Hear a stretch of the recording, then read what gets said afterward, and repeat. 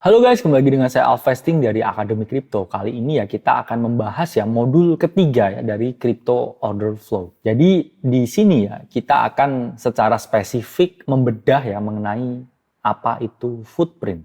Jadi pada dasarnya ketika teman-teman membaca order flow, teman-teman itu kan mengetahui ya sisi bid ya dan juga sisi ask, di mana teman-teman melihat ya mana market participant yang agresif ya, mana market participant yang pasif. Lalu muncul pertanyaan ya, gimana cara kita membedakan sisinya. Jadi seperti ini ya teman-teman ilustrasinya. Ya. Di sisi kiri ya bid yang dilambangkan dengan warna merah dan di sisi kanan ya ask dilambangkan dengan warna hijau. Ketika ada ya passive buyer dan aggressive seller ya, itu masuknya di sisi kiri, di sisi bid. Namun ketika ada passive seller ya, dan aggressive buyer itu ada di sisi kanan, dilambangkan dengan warna hijau atau ask. Jadi ya tidak ada ya secara teknis gimana ya teman-teman untuk mengetahui ya mana nih ya pembeli yang aktif ya, mana nih pembeli yang pasif atau mana nih penjual yang aktif ya, mana nih penjual yang pasif. Tapi teman-teman bisa menggunakan suatu tools tertentu yang mana tools itu bisa mempermudah ya teman-teman mengetahui ya kira-kira kecenderungan ya dari para market participant yang aktif dan juga pasif. Jadi toolsnya itu ya ini adalah Volume Profile Fixed Range ya atau VPFR. Jadi VPFR itu adalah indikator volume yang mana menunjukkan data yang mana harga, likuiditas, dan volume dalam kurun waktu tertentu.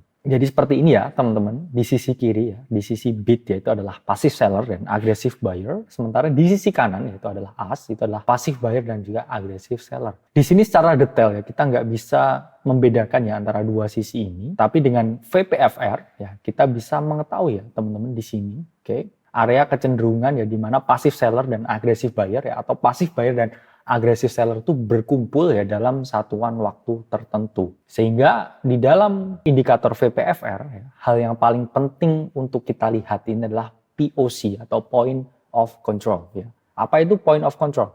Oke, akan kita bahas ya selanjutnya. Jadi Point of Control ya atau POC itu adalah titik ya di mana tempat perdagangan paling tinggi. Jadi ketika kita menggunakan POC ya, dalam berbagai time frame, kita mengetahui suatu area of value atau area kecenderungan terjadi suatu perdagangan dalam time frame yang berbeda-beda.